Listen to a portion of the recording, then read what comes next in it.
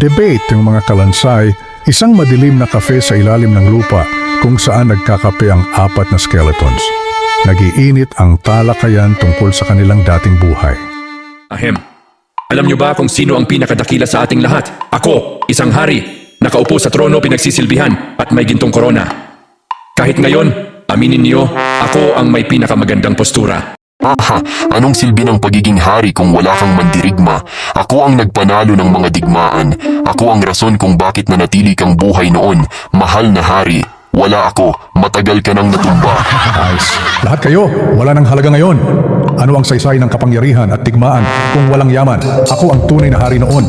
Ang ginto ko ang nagpapatakbo ng kaharian mo at ang pilak ko ang nagbabayad sa mga sundalo mo. Ha! Lahat kayo, puro yabang. Pero sino ang nagpakain sa inyo? Ako.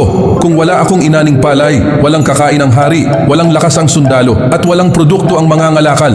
Sa huli, ako ang tunay na pundasyon ng mundo. Tahimik ang lahat saglit, tapos sabay-sabay natatawa ulit. At ngayong pare-pareho na tayong butot balat, sino nga ba talaga ang tunay na pinakamahalaga? Tahimik ang lahat saglit, tapos sabay-sabay ulit nagtawanan. Wala na. Pare-pareho lang tayong kalansay ngayon.